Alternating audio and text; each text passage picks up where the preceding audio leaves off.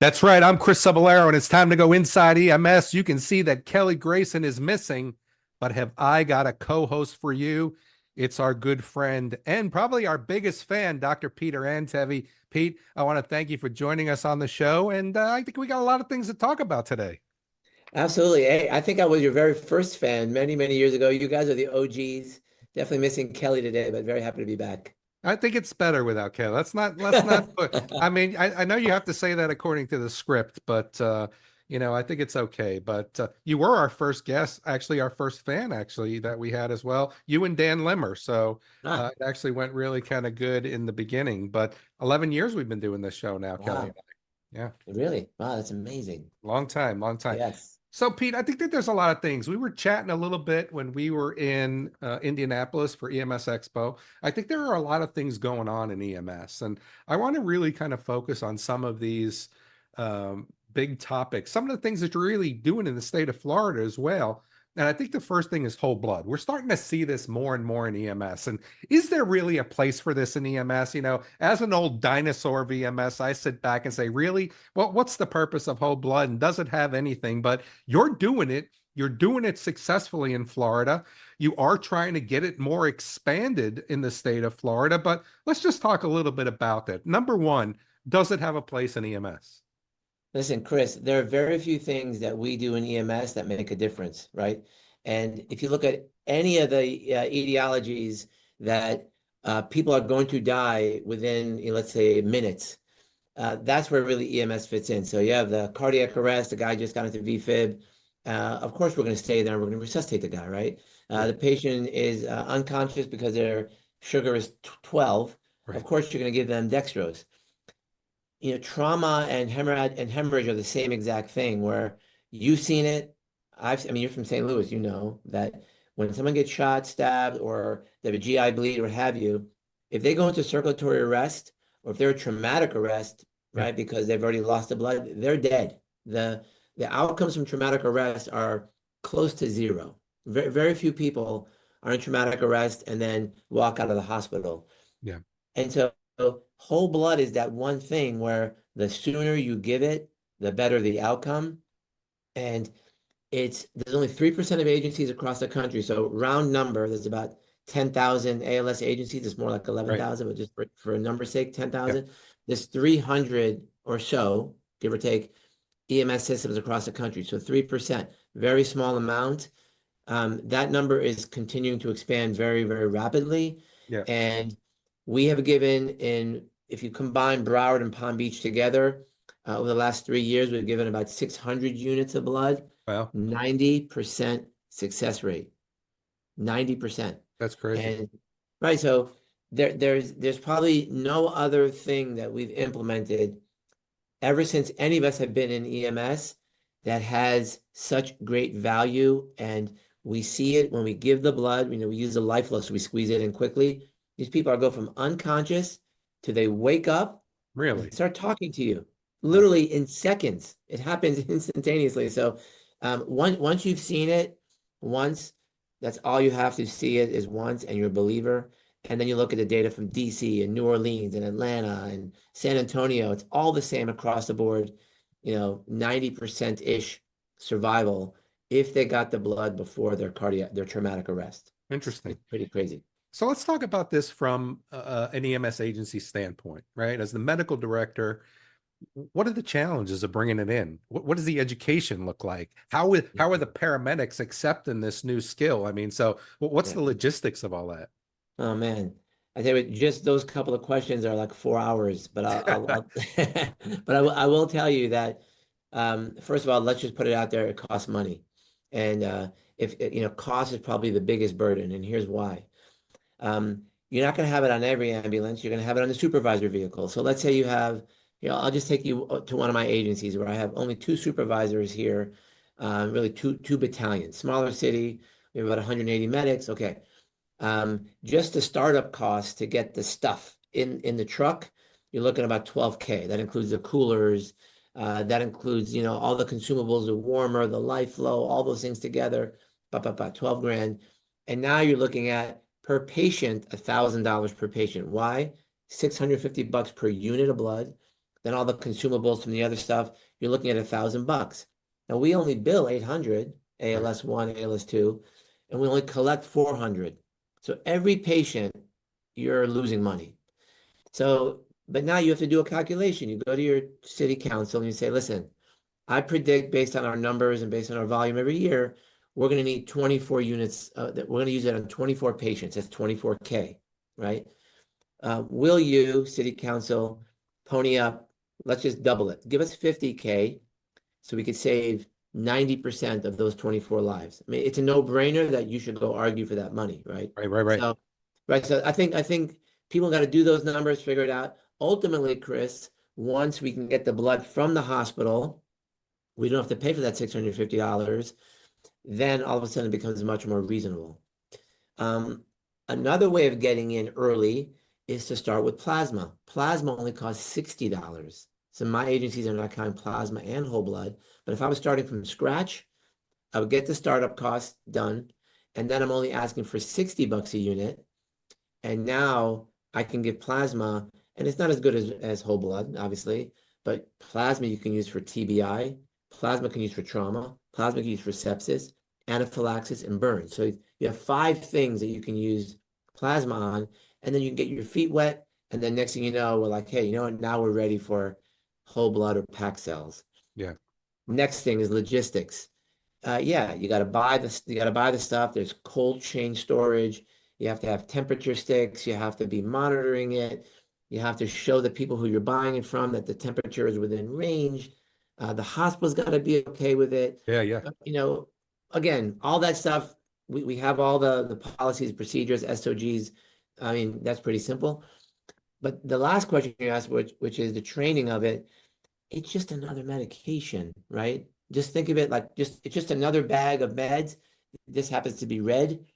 Obviously, you have Yeah. to treat it with care, make sure that you don't Right. waste it, etc. But you go to any of my EMS captains who are giving this, and they'll tell you that it's like saved their career because they're seeing people come back to life right in front of their eyes. And we have people who just don't want to leave now. They don't want to retire because of how fantastic and They feel like they're how making a difference. it's inspirational. It's Yeah. Yeah. really is. They do. That's interesting. And I think the plasma does bring in a different perspective of this, is to your point, if you're not ready for whole blood, if you don't have the funding for that yet, plasma is another way to move into that. Has there been any studies, from a field aspect as whole blood versus plasma similar? We get more with whole, I mean, what's the Yeah. difference? Yeah, so there are studies in the field that have been published, Pamper trial, Combat trial. All of these studies looked at plasma in the field.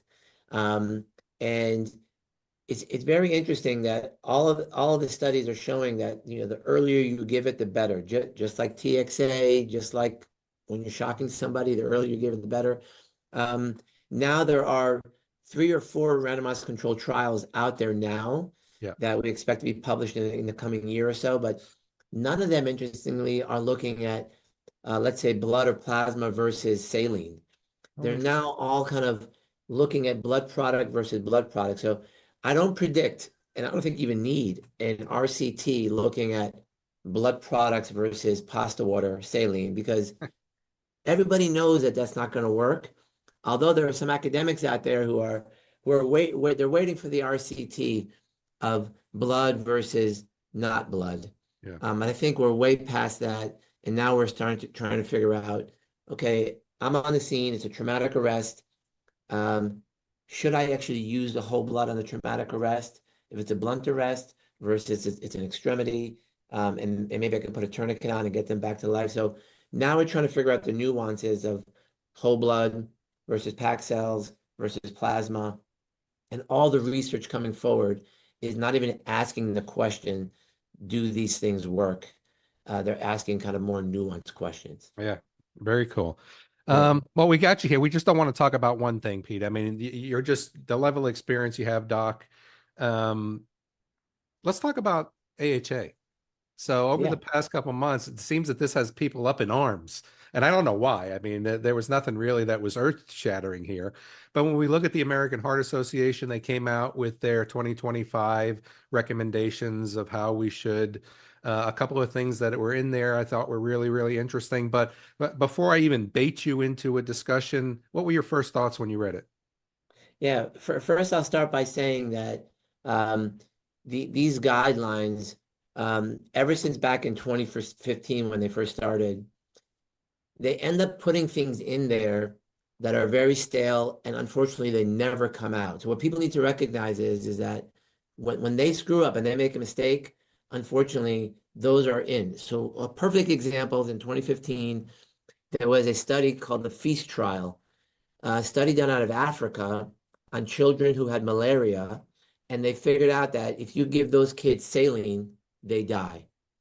And the paper was was kind of brought to the United States as a sepsis paper, meaning that these kids got fluids and they did worse. So the in 2015, the guidelines said, yeah, you should maybe consider whether you should give pediatric patients fluids if they're in shock, which was like blew me away that that even happened. So of course I made a big deal about it. I put some videos out, and only now in 2025 there was a little paragraph that says, "Oh, we had referenced an article back 10 years ago, and we now agree that that article is not relevant to the United States practice. However, the same recommendation of you should consider giving fluids, like it was almost like a, and from 2015 to 2020 to 2025, there have been multiple studies, all based off of Feast, where people are trying to withhold IV fluids to patients who are septic.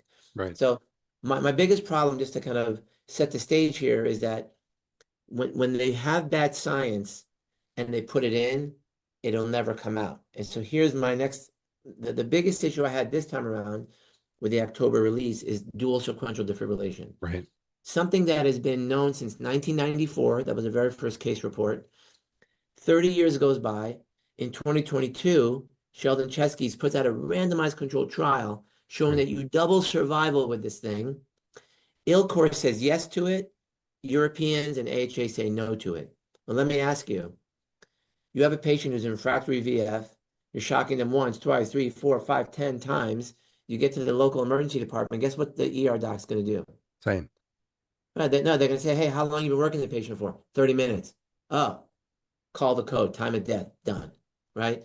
So there's nothing else except death for that patient. You have a randomized control trial and umpteen case reports showing that it works. Why don't you add it in there? Give it a shot and So, see what happens. right, right. We owe it to, so I'm playing tennis on Saturday with one of our survivors because he happens to be my father-in-law's tennis partner. Wow. He was in my agency. We get to the scene. He's 70 something years old, 32-minute code, 6 double sequentials, Esmolol, the whole 9 yards. I'm playing tennis with him on Saturday just to prove the point that double sequential, if it wasn't for that, this guy would have been dead. What He was the just came back from logistics? How'd Portugal. you make that work in your agency? Well, listen, I mean, it's different where I work because I have a lot of resources. In Palm Beach County, so I send on any Delta or Echo call, I send a rescue, call it an ambulance, 3 on that, 4 in the engine, and then the EMS captain. That's counted 8 people, right? So we have not 2 monitors, we have 3 monitors on the scene very quickly. And in fact, we just just came out last week, our first case report, the first ever case report of dual sequential on shock number 1. Interesting. So the study showed shock number 4 because that's what they studied. The Swedes just put out their preliminary pilot data on DSCD after shock number 1. Survival was 40% versus 7%. Wow. It's still early, but I've now changed all my agencies to DSCD as soon as possible. So if the engine and rescue get there at the same time, it's going to go on first.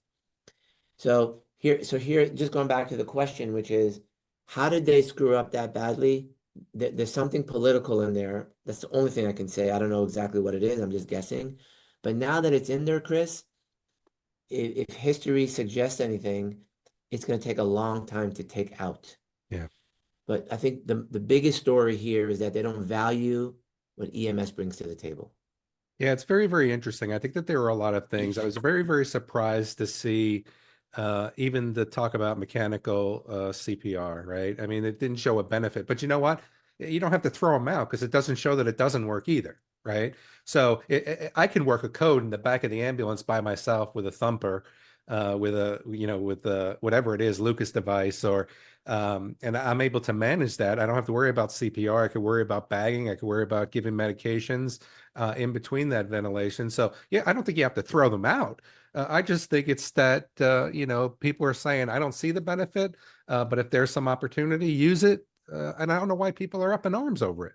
Well, I'll tell you why. It's because when you look at the little box when they put their recommendations out, the very top box says exactly what you said, that if you're in certain situations or certain environments where you can't do manual CPR effectively, aka like the back of an ambulance, you can use it. But then you go 3 boxes down and they give it a level 3, no benefit recommendation that says, and I quote, and I'm just quoting from memory here, the routine use of mechanical CPR is not Yes. recommended. But so they have conflicting, they say one thing and then they say another thing. What I would say to anyone here who is out there working in the field in EMS, that you should be doing manual CPR when you're in the patient's house, right? You should have a solid 20 minutes where um, it shouldn't be the case where, oh, Lucas or Autopulse is here, and what happens is everyone's like, oh, and their hands go up, and they're like, oh, let's get that thing in. And people, if they're not following their data, they don't recognize that for the last 4 minutes, the guy's gotten out one chest compression. So I always tell people that it's okay to have mechanical CPR, but use your hands for as long as you can. And if you're going to use the mechanical device, like we have put out videos and we've done a lot of training with our personnel that when you're putting on the device, we measure every single second that you're off the chest. And I just reviewed a case, beautiful case we had today. I'm about to post it on LinkedIn, where the transition was so brief that but you have to train on that.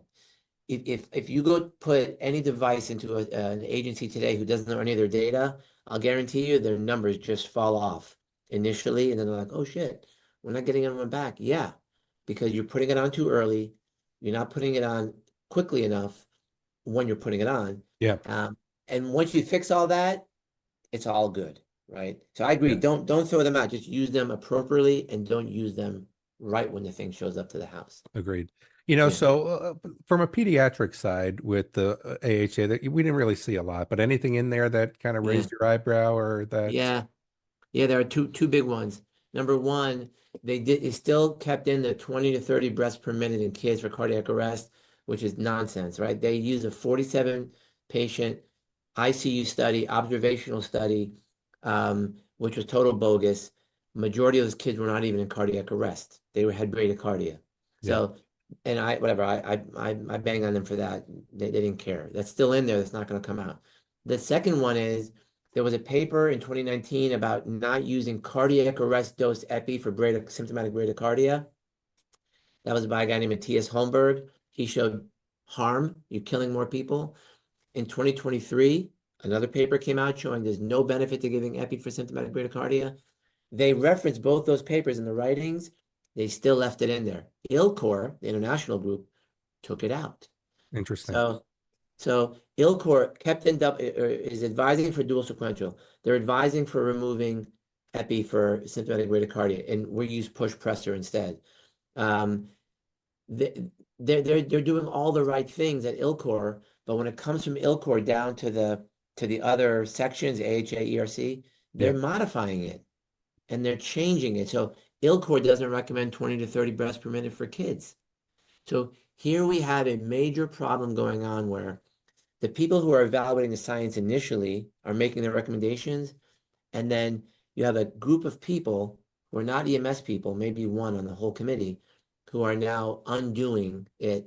So I would say to everyone that these are guidelines. They're not relevant to what you do in the field in EMS.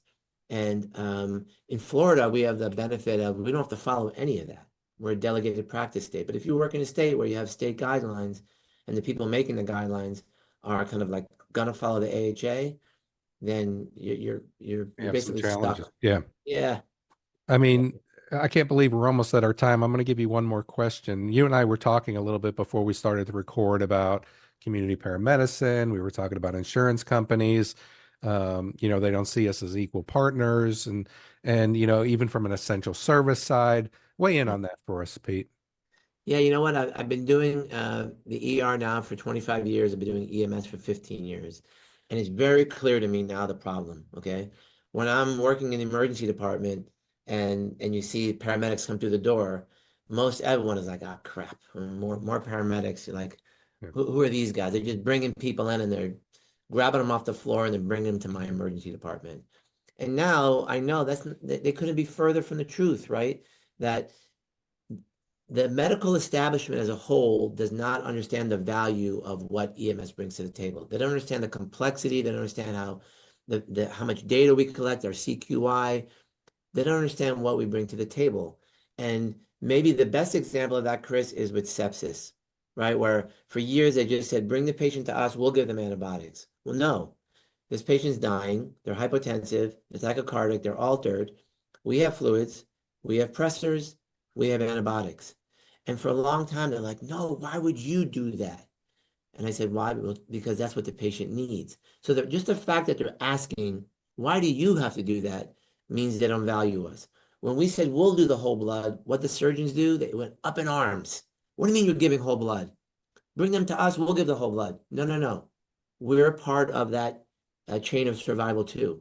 So EMS needs to be elevated to the same level, and maybe even better because we do it better, the same level or better of care, so that when the hospital says the word EMS, or when the guidelines talk about EMS, we are there as a valued partner, and they recognize that what we bring to the table can save way more lives than by just driving using diesel fuel getting these people to the hospital. So EMS is a subspecialty in the House of Medicine. We have a great organization, the NAEMSP. We're all now getting board certified. I mean, I've been board certified for, it's coming up on a decade now. We have fellowships now that are recruiting and training new EMS physicians. So this specialty needs to rise up, and we all need to rise up to make the hospital folks and the academics aware that EMS is important for trauma, for stroke, for pediatrics, for cardiac. We are the ones who can help bring up those outcomes. And that's why I love this field. That's Yeah. why I love the profession. That's why I love what you guys are doing. Yeah, and it's really interesting. I mean, when you bring that up, it really has, I think we've grown a lot when you talk about 15 years. And I remember when you first started, I mean, I was there with you carrying your bags back and forth to the car. But when we now start to think of where we are 15 years later, Yeah. it's still in the dawn of Yeah. where we were back in the day. And one of the things that you and I were talking about came um, from the community paramedicine world about when are we going to be able to get to a point of being able to bill. And I think that that's going to be a real challenge for us. Because right now, I can't bill under your medical license because I'm not seen as a provider.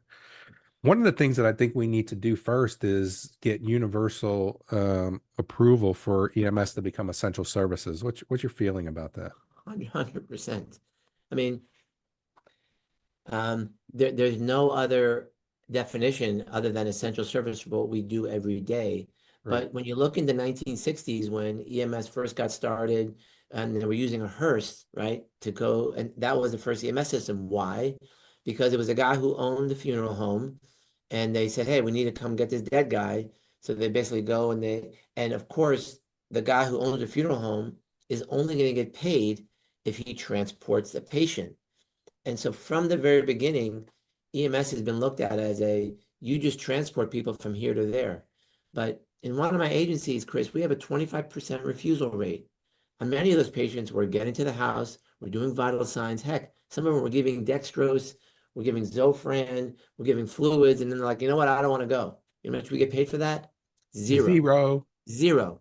On these trauma patients that we're bringing back to life, that with that $1,000 of that package of $1,000 that's saving a life, it's making the hospital millions of dollars, right? Because every patient that is now alive who's a trauma patient, the ER bills, the OR bills, the trauma surgeon bills, the ICU bills, these people have four weeks, sometimes more than a month in the ICU.